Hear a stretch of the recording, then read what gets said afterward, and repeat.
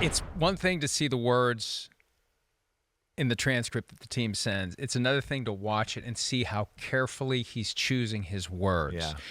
Because he doesn't mean boring in a pejorative way. No, he doesn't. He wants them boring. Exactly. He wants boring. He had a year of constantly wondering what's going to happen next. Right. He wants Can somebody boring. just run the damn play I called? Yeah. Can we just check to the thing I talked about all week? I just want somebody that's going to do what I need them to do. Can we just line up the right way, receivers? Oh, okay. Yeah, that's boring. Right. Oh, damn, we did the play right again? No, it's boring. Right. It's not a crazy, roller coaster ride. But I think that's, again, speaking to kind of the thing and the theme we're hitting on here. Bo Nix, another mature rookie quarterback, and that's why I always thought Sean Payton was going to take him, right? He is running an offense. I mean, he could be in the top of the conversation of all the guys in the draft as far as that, making one great decision after another, never looking to, I'm bored and I'm going to try to fit this ball into a tight hole just because I haven't made a sexy, aggressive throw in a while. So he doesn't do that. He's the son of a coach. He's just going to surgically destroy you. Okay, there's nothing there surgically. All right, I'm good enough athletically now to make a play or do something there, and big enough, like Sean Payton said, to run, lower a shoulder, break a tackle, do all of that. It's a perfect fit. It really is. I feel like, Sean, to your point, he's being careful, and it felt like he loves the guy already, and he doesn't want to go too crazy about it, and he's trying to just dance a fine line of not making expectations of the fans too crazy, and then also like not blowing the kid, his head up and making him think he's better than he is too. I mean, the key is when Payton says he's exactly what we saw when we scouted him, that tells me that he got it right. Exactly. You're making a guess, and so far we guessed right. Right. And it is going to be boring in a good way. Yeah. He's going to run the play. 27 for 29, and we're going to go, this is boring. He's surgically killing us. That's what Breeze was. It got boring. Right. Damn, he's 27 for 33 for what? What? It's for 345 yards? Oh, my gosh. I mean, that's what he's going to be, let alone he's got a little bit more of an athletic flair to him than even Drew had. Drew was a very good athlete. I don't think people realize as good as he was or remember him. But, to me, that's the other thing Bo can do, and that's why I think Sean would like him too. Because Bo, he's going, wait, I got all these plays and these checks, but, hey, the NFL right now, these defenses, what they are. The players got to be able to get me out of jail every now and then when I call the wrong play. And I think Bo Nix, other than Caleb Williams, was the best behind-the-limit line of scrimmage scrambler to throw in the whole draft. That came up. Okay. And so I really wanted to highlight this clip because you guys all know that I'm super high on Bo Nix and the Denver Broncos, and all the hate and confidence that Bo Nix is a bust is just nonsense and absurd to me.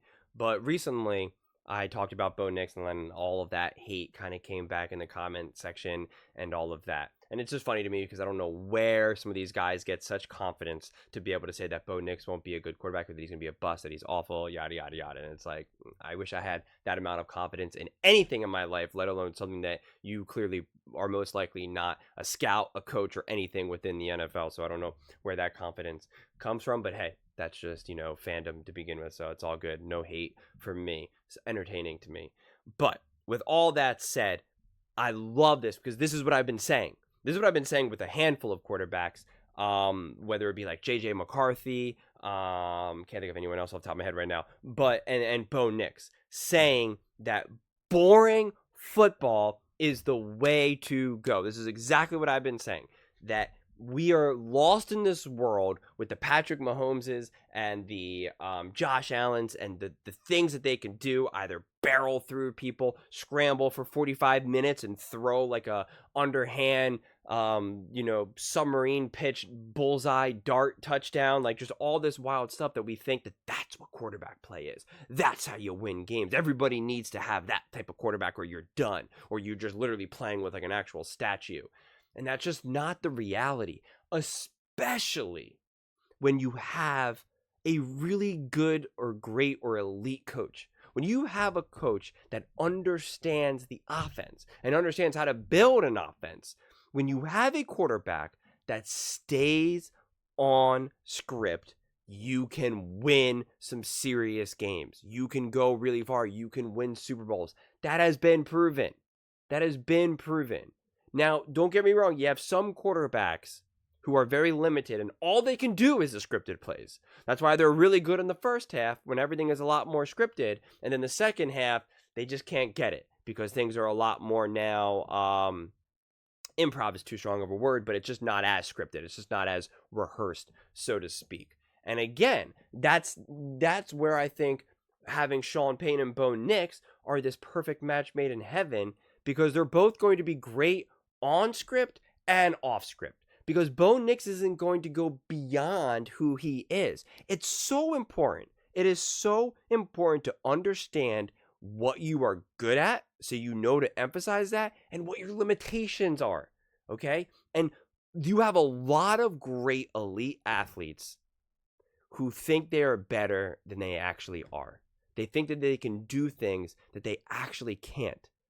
There's a reason why Brock Purdy doesn't try to be Patrick Mahomes, because he knows he can't. And because of that, the 49ers succeed tremendously. You have other quarterbacks. You see this with a lot of backup quarterbacks. They think there's something they're not.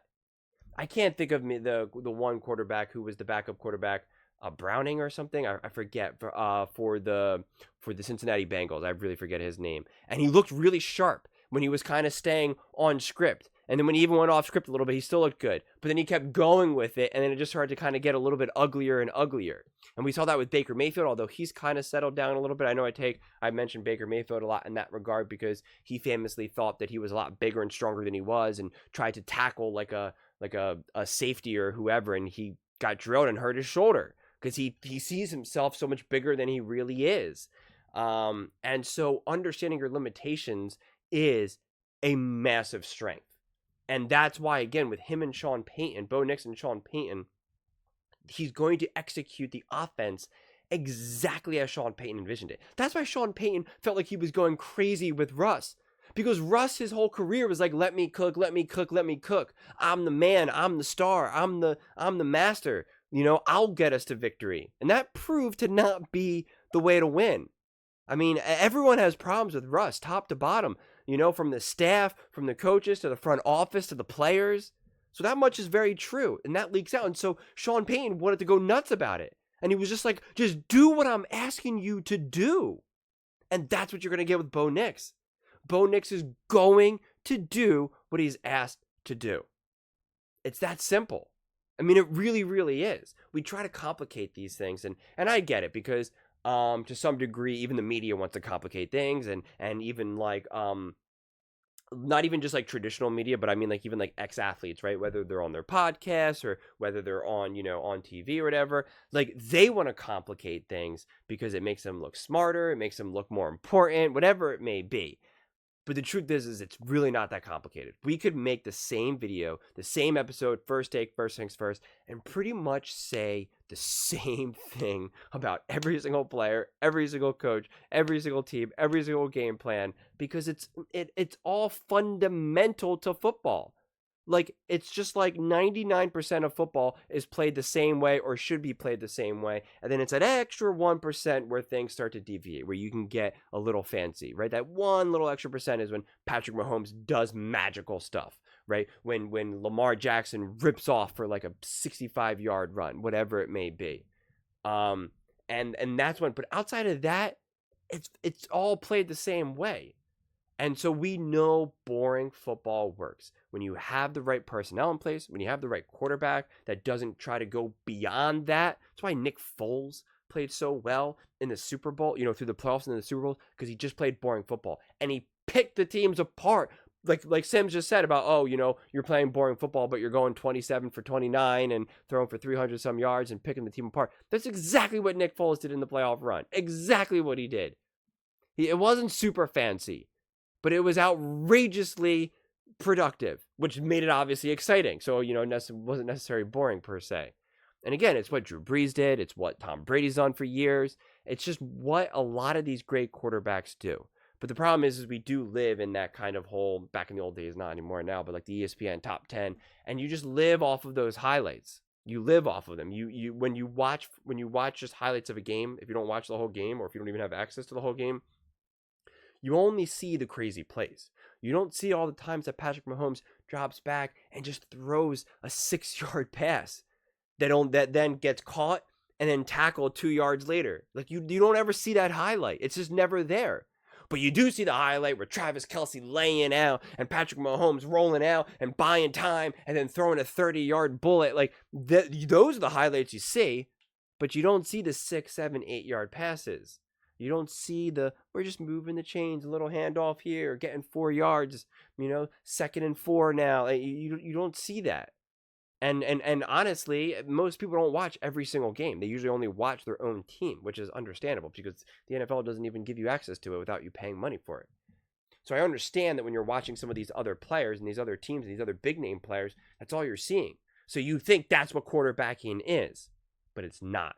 There's a lot more. And I think Bo Nix and Sean Payton, as well as say like a JJ McCarthy and a Kevin O'Connell, are going to offer a masterclass on how you can win with boring, fundamental football. And I think that's what Brock Purdy did, especially in his first year. Maybe a little bit less so in his second year when he started getting a little bit more comfortable and also having to kind of use his legs a little bit more, especially in the playoffs this last season.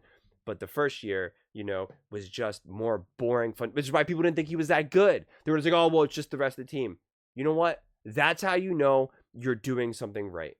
When you are executing that offense so perfectly that people think that it has nothing to do with you as a quarterback. That's how you know you're doing a good job. But those are just my thoughts.